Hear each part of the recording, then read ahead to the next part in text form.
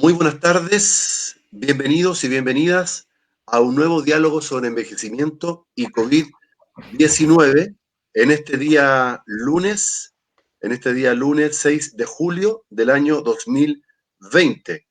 Y queremos agradecer a todos los quienes ya se están conectando a esta transmisión y por supuesto a los invitados del día de hoy, porque hoy día vamos a conversar de recomendaciones para la atención de personas mayores en el contexto de COVID en los servicios de urgencia. Por lo tanto, queremos primero dar la bienvenida a la doctora Pamela Valenzuela. Ella es médico geriatra del Hospital El Carmen de Maipú, también docente de la Universidad Andrés Bello y miembro de la Sociedad de Geriatría y Gerontología de Chile. Muchas gracias, Pamela, y bienvenida. Muchas gracias, Marco. Gracias por la invitación. Bueno, también dar la bienvenida y el agradecimiento al doctor Francisco Pinto. Él es médico urgenciólogo de la Clínica Las Condes y también del Hospital Clínico de la Universidad de Chile. También miembro de la Sociedad Chilena de Medicina de Urgencia. Doctor Pinto, muy amable y muchas gracias y bienvenido. Bueno, gracias a ustedes por invitarnos a dar esta oportunidad de compartir. Bueno, junto a ustedes, junto a estos destacados invitados, vamos a hacer esta transmisión. La invitación también para quienes se están conectando, para que puedan participar activamente con sus comentarios, con sus preguntas. Estamos en contexto COVID-19 y queremos abrir esta conversación sobre las recomendaciones. Hay una guía de recomendaciones que está hoy día a disposición en el sitio web de la Sociedad de Geriatría y Gerontología de Chile, la cual trabajó el doctor Francisco Pinto muy activamente, también en representación de la Sociedad Chilena de Medicina de Urgencia. Doctor, me gustaría saber cuál fue esa experiencia y la importancia de estas guías para introducir este tema. La experiencia de hacer la guía fue muy buena, es algo que esta enfermedad nos ha obligado un poco a recuperar algunas cosas que habíamos perdido, a veces de conversar un poco más entre algunas especialidades, la urgencia, el segundo piso, la UCI, las salas de geriatría, y nos ha ayudado a ordenarnos un poco con todo esto que es muy complejo en todas las distintas unidades. La verdad es que lo principal de los problemas que tenemos ahora quedó reflejado en esas guías. Muchos de los mitos, de las cosas, de los problemas que están dando vuelta ahora ya están en esa guía. Por lo tanto, a la parte de la audiencia que son médicos, que son cuidadores, que participan del cuidado de pacientes, los invito realmente a que las lean.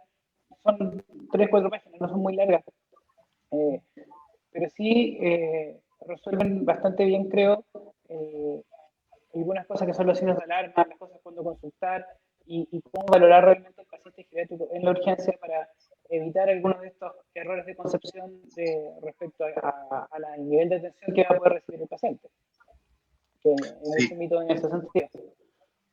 Doctor Pinto, si pudiéramos tratar de revisar el audio, hay un poquito de dificultad con la escucha de su voz. El otro micrófono, a ver si... Sí, si podemos mejorar la recepción. ¿Un poco mejor? Sí, se escucha mejor. ¿Te escucha mejor, Pamela? Sí. A ver, doctor, si pudiéramos reiterar la idea sobre todo esto de los mitos y realidades en torno al ingreso o al acudir a la urgencia en el contexto COVID-19. Sí, mira, mitos hay hartos, sobre todo respecto tal vez a las expectativas de atención, pero lo que me gustaría recalcar en primer lugar es el mito de la fiebre. ¿Ya? Todo el mundo, lo pasa con muchos pacientes, incluso que llegan a urgencia, dicen, yo digo, ya, les voy a hacer el examen del COVID, me dicen, doctor, pero ¿para qué si yo no tengo fiebre? Yo no tengo COVID. Quedó metido con todo esto que toma la temperatura de los supermercados, etcétera. Todo el mundo espera tener fiebre y si no tiene fiebre, creen que no tienen nada. Y por un lado sabemos que eso no es cierto. En las series de COVID generales de todos los pacientes, menos del 50% tienen fiebre al ingreso de urgencia. Pero eso es particularmente cierto en el adulto mayor. De hecho, incluso en la guía hay un párrafo donde se describe que los niveles de temperatura que uno espera en el adulto mayor son menores. En Entonces, hay que tener harto ojo con eso. Mucha gente espera tener fiebre para ir a la urgencia. Y a veces eso puede ser tarde si esperan esos síntomas. Si tienen otros síntomas, tienen dificultad respiratoria, tienen otros problemas, tienen que ir a la urgencia. No esperar a tener fiebre. Sí, Hay doctor. pacientes que han llegado graves porque están esperando tener fiebre para llegar. Sí, doctor Pinto, hay un eco que queda resonando, ¿ah? Cuando estás hablando, queda un eco. Yo no sé si es el punto, no sé si es la conexión, Yo si creo es que la conexión, porque no. A ver, trabajamos con sin fono, sin fono, a ver. Yo creo que ahí puede ser peor, pero ¿me escuchas bien? Ahí así? sí, muy bien, ahí sí. sí, Me escuchas súper- Ya, ahí sí. entonces fuera lo que dije. Ya. ¿Vamos a empezar de nuevo? No, no, pero yo entendí, doctor Pinto, primero su participación en esta guía. Ya se han estado presentando situaciones que ustedes advertían en este documento y se han estado presentando en la realidad. Si pudiéramos hacer una síntesis de esa situación, de lo que está pasando. O sea, de los problemas que esperábamos y que realmente tenemos ahora, uno es lo que te comentaba de la fiebre, que la gente espera tener fiebre para ir y a veces es un signo tardío y los adultos mayores a veces no tienen fiebre y guiarse por eso es un error. Y lo otro que estamos viendo es que las patologías que sabemos que no han disminuido, los infartos, problemas gastrointestinales, etcétera, las cosas que siguen teniendo la misma prevalencia de siempre, casi no lo estamos viendo en la urgencia. Estamos viendo que la gente se está quedando en sus casas por temor y cuando están llegando finalmente están muchas veces consultando en forma tardía y hay pacientes que están teniendo mayores complicaciones de otras enfermedades no relacionadas con el COVID-19 producto de la consulta tardía. Y creo que eso es un problema que para nosotros es preocupante en este momento. Perfecto. Doctor Francisco Pinto. Doctora Pamela Valenzuela, en ese contexto se ha señalado la importancia de hablar de funcionalidad por sobre el tema de la edad, pensando en la discriminación por edad que se puede presentar, ¿ya? Ha habido preocupación al respecto de la Sociedad de Geriatría y Ginecología de Chile, en diferentes frentes se ha planteado justamente en campaña, en entrevistas. Me gustaría que pudiéramos abordar también ese aspecto. Bueno, como mencionó Francisco, las guías en sí, desde su impulso a través de la doctora Paola Fuentes, en realidad, y convocándonos a todos como equipo, fue algo súper positivo. Yo creo que Francisco y Oscar Navea, como cienciólogos, tradujeron efectivamente la preocupación que nosotros teníamos como sociedad. Y uno de los factores, como tú bien mencionas, Marco, era la preocupación por el hecho de poner la edad por sobre cualquier cosa al momento de acercarse a este paciente COVID y darle las alternativas que este paciente necesitaba. Desde ese punto de vista, la guía causó mucho impacto desde la visión de poder decirle al resto de los equipos o al resto de las unidades de atención que había algo más allá de la edad. Y eso más allá de la edad era comenzar a hablar en la urgencia o en el resto de las unidades sobre lo que significaba la funcionalidad del paciente y también sobre lo que significaba la fragilidad del paciente. Entonces, eso, Marco, finalmente lo que ha provocado, por lo menos nosotros como experiencia en nuestro centro, es que uno no habla de edad del paciente, sino que hay un conjunto de puntos, entre ellos la funcionalidad, que el urgenciólogo que presenta el caso del paciente o el intensivista que está con la duda de qué hacer, ya te lo menciona. O sea, uno ya habla de la señora Constanza, de tantos años, pero que tiene esta funcionalidad previa, que nos comunicamos con la familia, y esto era previamente esta paciente, y por el otro lado, en forma anecdótica, buscan en la tabla que está en la guía, es una tabla que de alguna forma, de forma visual, trata de enseñarnos, decirnos este paciente es más robusto o más frágil, o tiene cierta carga de morbilidad, y frente a todas estas cosas, te lo mencionan, te lo explican, y de ahí viene todo lo que es la deliberación clínica de decir qué es lo mejor para la paciente. Entonces, desde ese punto de vista, el enfrentamiento es buscar lo mejor, la parte benéfica del paciente, y no, por otro lado, la no maleficencia de hacer este acotamiento, de decir por la edad no vamos a hacer, sino que lo que se busca a través de esta guía es buscar lo mejor para ese paciente bajo toda esta globalidad, Marco. No solamente la funcionalidad, sino que también ligado a la fragilidad y estas herramientas más palpables y que son más rápidas también de digerir, y que ya muchas unidades, yo creo que Francisco tal vez también lo ha vivido, muchas unidades ya están hablando de estos conceptos al momento de decidir qué hacer. ¿Ha sido así, Francisco? ¿Cómo ha sido tu experiencia? Sí, la verdad es que, bueno, el lugar donde yo trabajo siempre se ha tomado en cuenta bastante el tema de la funcionalidad, no es un tema nuevo. Aunque muchos, pero sí, en muchos lugares, lo que conversamos cuando hicimos la guía con Pamela, eso no estaba tan claro. Y creo que las guías han ayudado a meter un poco el tema en algunos lugares donde eso no estaba tan claro. El otro tema, el que no ha calado suficientemente bien, que también está en la guía, es el tema de las directrices anticipadas. Eso es que aquí con esta audiencia creo que es bueno que se discuta. Para nosotros en la urgencia a veces tenemos que tomar decisiones en forma relativamente rápida o con bastante presión encima.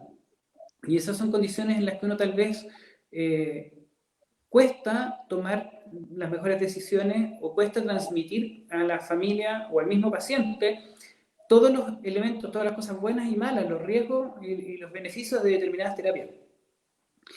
Y a veces, como dice Pamela, hay que elegir lo mejor para cada paciente.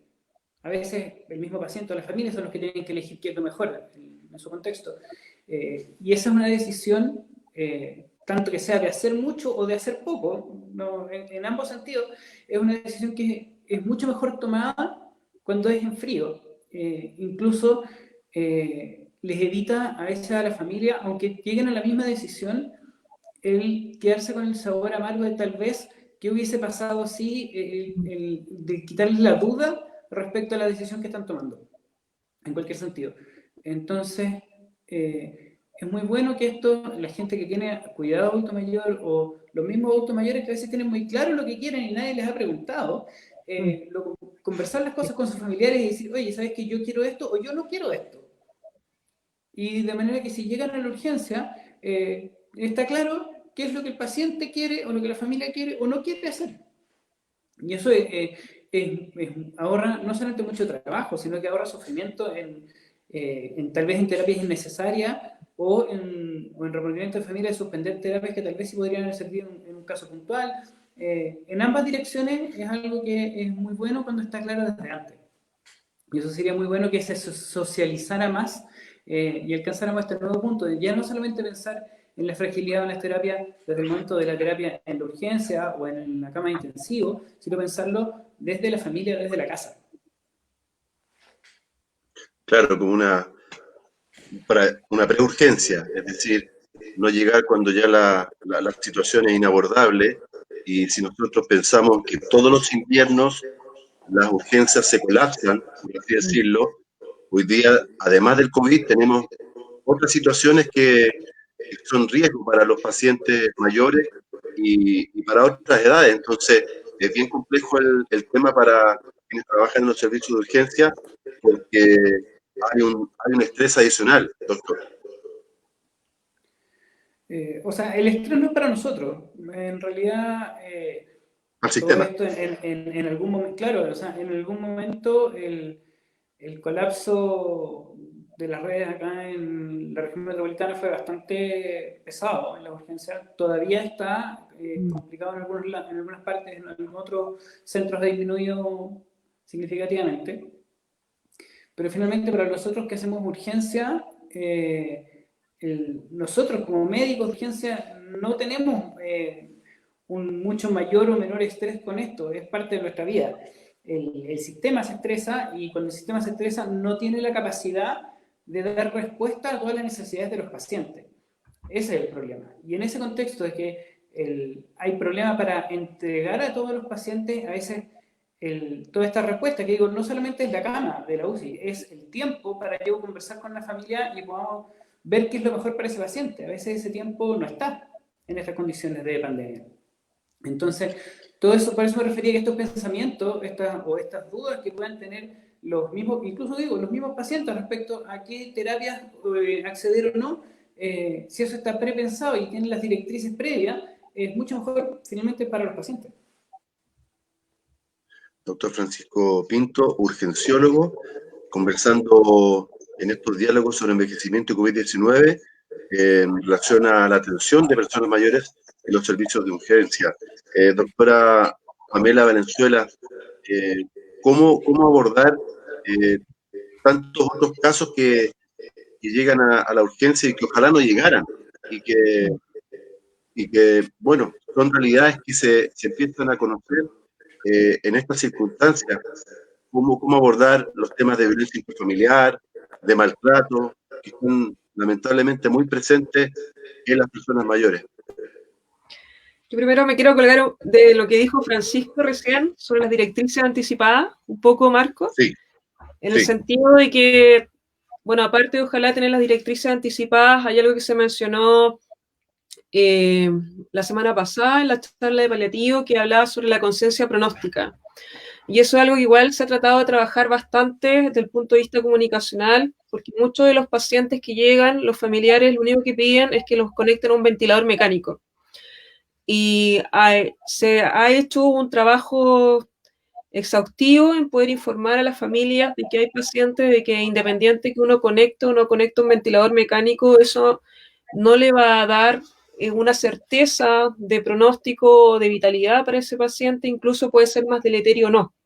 Entonces, desde el punto de vista de las directrices anticipadas, el saber, el informar a la familia, el poder facilitar también que el paciente sepa qué es lo que viene o qué es lo que podría pasar, también puede ayudar también a esta decisión que Francisco, y es real, es tan necesario saber qué es lo que quiere el paciente, pero la información es vital. Y una de las cosas que han ayudado mucho, creo, en los distintos centros, bueno, el de nosotros también, es la generación de las videollamadas desde las unidades de urgencia, de tal forma de que los familiares puedan ver a este paciente, o sea, vean la realidad de lo que está pasando con él, con su paciente, y por otro lado, el paciente también puede comunicarse con la familia y llegar a ciertos acuerdos sobre lo que quiere también para él como terapia en sí.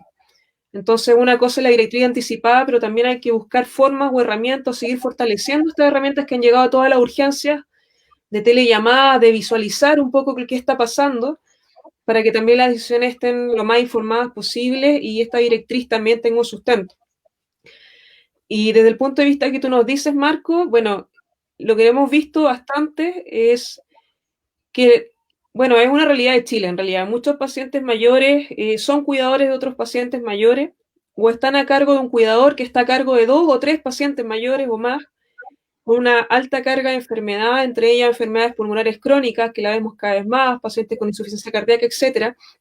Entonces, esta violencia que uno ve no es una violencia del golpear, como uno dice, o lo que uno le impacta más es el cuidado del paciente en el sentido de que cuesta mucho en algunas ocasiones poder dar un alta o generar un alta, porque claro, llega la duda del familiar de si yo me llevo a mi papá o a mi abuelo, tengo a mi abuela y a mi papá y a mi otra tía que también es mayor de edad y se me puede contagiar. Entonces, finalmente, estos pacientes a veces tienen que cumplir 14 o más días o hay que trasladarlos a otros centros para que puedan continuar con los cuidados porque en sus casas mismas no pueden de alguna forma descargarse. Y por otro lado, existe otra ventana que es como la que dice Francisco, que son las enfermedades que no son COVID, que son igualmente enfermedades que provocan dependencia en los pacientes. Siguen llegando pacientes con accidentes vasculares y como dice Francisco, o sea, lo acentuamos, llegan tarde, no consultan y llegan tarde cuando ya no hay ventana para poder ayudarlos, quedan muy desfuncionalizados, quedan con dependencia y después no tenemos herramientas en donde descargarlos porque las situaciones de pandemia hacen que las redes de apoyo, de cuidado, se acoten mucho más. Y la persona que está al cuidado no tiene las herramientas para poder apoyar a este familiar. Entonces, es más que como yo te digo, Marco, la violencia que uno imagina, tal vez en forma material de un golpe es el cuidado. Hay muchos problemas para mantener el cuidado de los pacientes mayores que están llegando con COVID o sin COVID, que quedan desfuncionalizados o que han sido contacto estrecho a algún paciente COVID estando hospitalizado y que no tenemos herramientas para poder seguir los cuidados. Yo creo que esa es una de las cosas que más nos ha impactado, o el hecho de llegar, como dice el doctor Pinto, llegar tarde con estos pacientes. Llegar tarde al servicio urgente, consultar, cuando ya es muy poco lo que podemos revertir. Doctora Pamela Valenzuela, médico geriatra y miembro también de la Sociedad de Geriatría y Gerontología de Chile. Queremos decirle a quienes están conectados que pueden hacer sus comentarios, también preguntas. Tenemos la colaboración de la doctora Tiare Quirós Opaso, que es parte importantísima junto al doctor Marcelo Blacut, de esta sección, de este espacio de todos los jueves o lunes, dependiendo de la semana, de las circunstancias. La semana pasada fue un día feriado. Y bueno, estamos llanos y disponibles justamente para hacer activa esta conversación. Doctor Pinto, ¿le gustaría complementar algo de lo que señaló Pamela? Sí, particularmente respecto a esto que estamos hablando de los pacientes que llegan tarde, que no consultan. Eso se está dando principalmente por temor, ¿ya? Por temor a contagiarse. Tienen a veces un dolor al pecho, pero no consultan y terminan llegando con el infarto en forma tardía. A los pacientes o a los cuidadores que nos están escuchando, o sea, asegurarles que la urgencia en este momento es tal vez uno de los lugares más seguros, en el sentido de que se utilizan todas las precauciones, se utilizan los elementos de protección personal, tanto para cuidarnos a nosotros como para cuidar a los pacientes. No es un lugar donde tengan tanto riesgo de contagiarse. Efectivamente, en los lugares donde hay más colapso, en las salas de espera es un problema. Pero aún así es mucho más peligroso para el paciente quedarse en su casa con síntomas que puede ser un infarto, un accidente vascular encefálico o alguna otra patología grave, que ir a la urgencia. En ese sentido, tal vez el mensaje en una línea sería que las razones por las que normalmente irían a la urgencia, en este momento, tienen que hacerlos ir a la urgencia, tienen que acudir de la misma forma que lo harían normalmente, cuando tienen signos o síntomas que los preocupen. Pero estamos viendo efectivamente mucha consulta tardía y eso puede hacer tanto o más daño que el COVID y puede matar tanto a más gente que el COVID. Y eso es algo que es perfectamente evitable. Claro. Efectivamente, uno pudiera pensar, doctor Pinto, que hay servicios de urgencia que funcionan mejor que otros, dependiendo de la comuna, dependiendo del hospital, dependiendo de muchas razones. Por eso es importante el contar con estas recomendaciones que son públicas, con esta información, con esta conversación, porque es orientativa, porque es un apoyo para estos momentos donde es difícil tomar decisiones, para estos momentos donde es difícil discriminar cuando hay o no maltrato, para estos momentos cuando es difícil consultar. La importancia para ustedes dos de la continuidad del cuidado, la importancia de la comunidad, del entorno, de los vecinos. ¿Cómo podemos en ese sentido colaborar, doctor o doctora?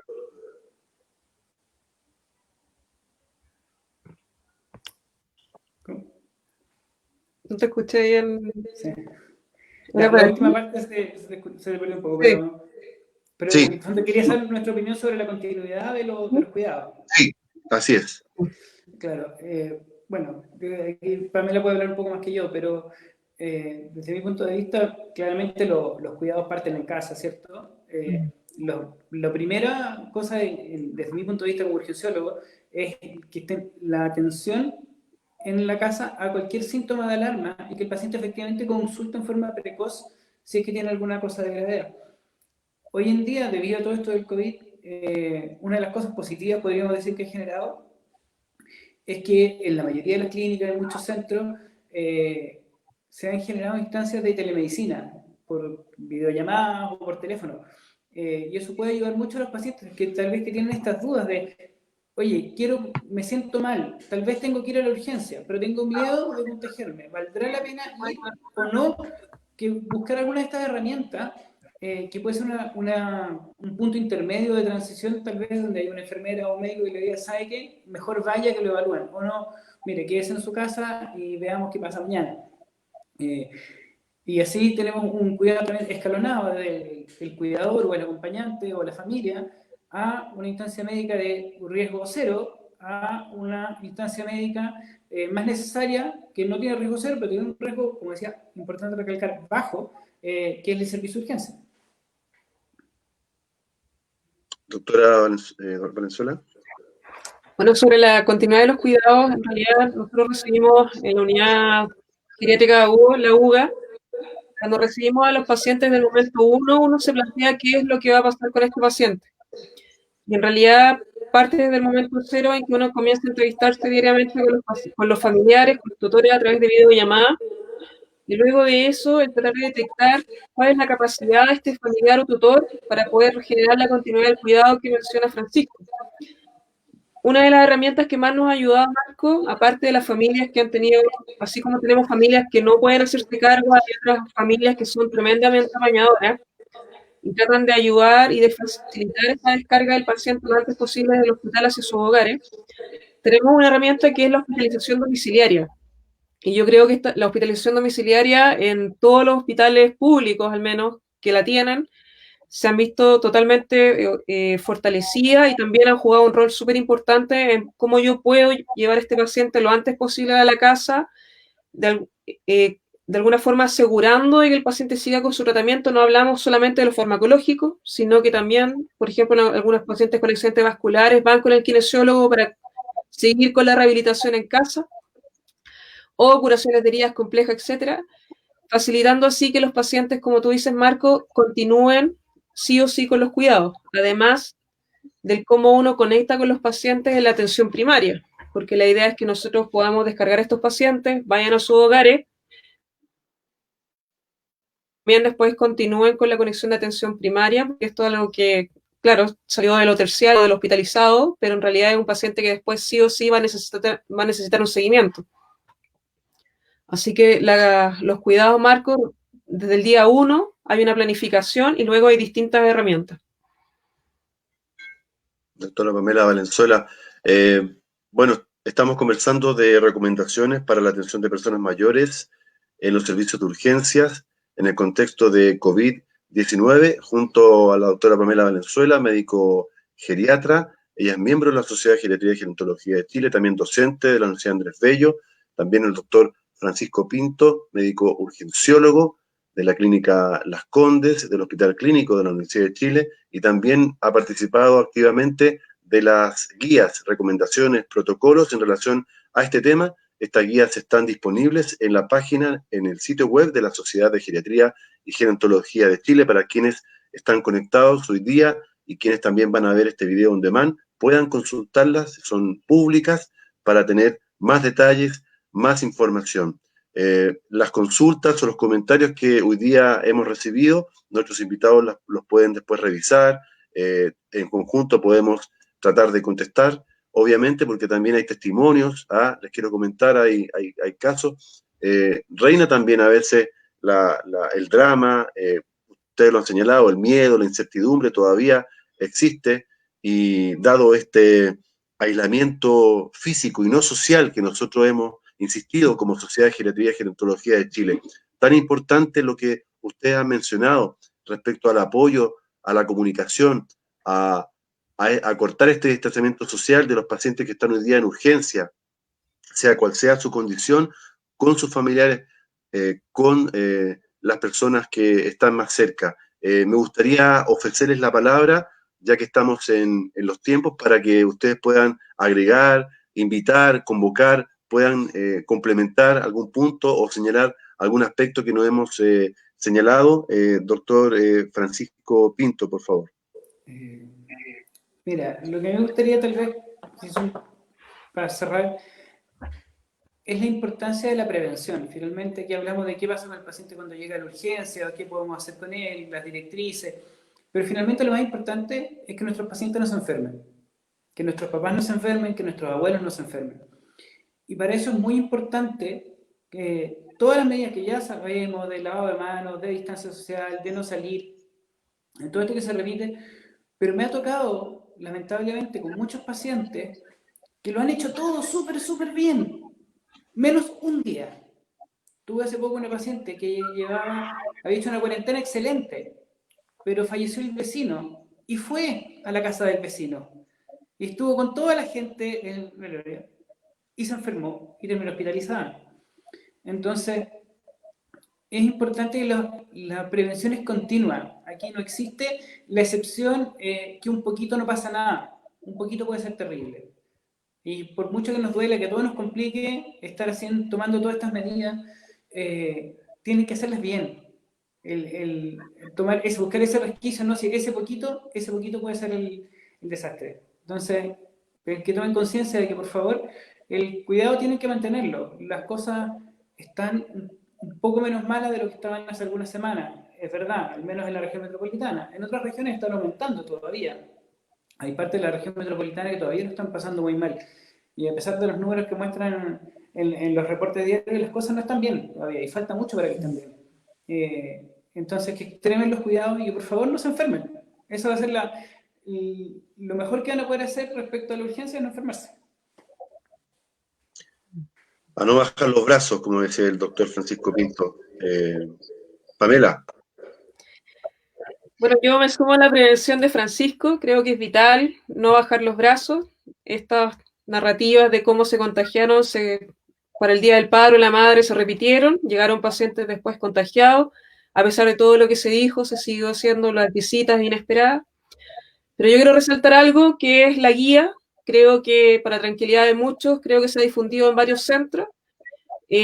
Siento que el hablar de funcionalidad, de fragilidad, el hablar de un contexto global ha hecho que la edad no sea el único factor para decidir qué es lo mejor para el paciente. Hay muchas UCI, incluida la de mi centro, que le han abierto las puertas a los pacientes mayores, robustos, que tienen capacidad. Y por otro lado, te comentaba Marco, también para la tranquilidad de todos los que están viendo este video, cuando existen dudas en cualquiera de las unidades clínicas, urgencias, salas básicas de medicina con pacientes COVID o intensivo, incluso dudas de qué hacer con el paciente, se activan en cada uno de los hospitales los comités de ética asistenciales.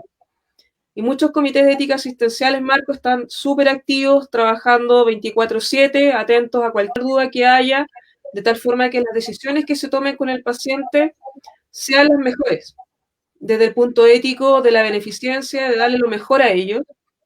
Y en el caso de nosotros, por ejemplo, en nuestro hospital hay 2 geriatras en el comité de ética, además de los otros especialistas. O sea, hay una integración completa del poder ayudar y también ante esa duda que puede tener cualquier colega, el poder orientarlos de la mejor forma posible. Entonces, si ustedes son pacientes mayores y van a la urgencia o no quieren ir a la urgencia porque sienten que por la edad les van a cerrar las puertas, quiero transmitirles que no es algo que se haga en todos los centros.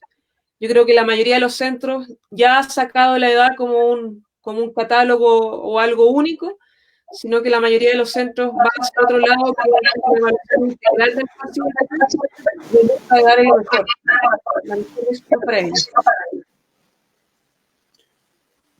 Muchas gracias, doctora Pamela Valenzuela, médico geriatra del Hospital del Carmen de Maipú, también docente de la Universidad Andrés Bello, miembro de la Sociedad de Geriatría y Gerontología de Chile.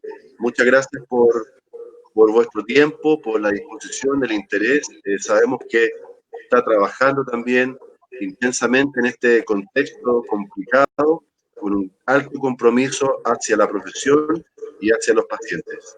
Muchas gracias por haber estado con nosotros. Muchas gracias por la invitación. Y al doctor Francisco Pinto, médico urgenciólogo de la Clínica Las Condes, también del Hospital Clínico de la Universidad de Chile, y miembro de la Sociedad Chilena de Medicina de Urgencia, donde ha colaborado en estas guías, junto a la doctora Pamela Valenzuela, la doctora Paola Fuentes, miembros de la Sociedad de Regiones. Aquí ha habido un trabajo a nivel nacional de alto estándar.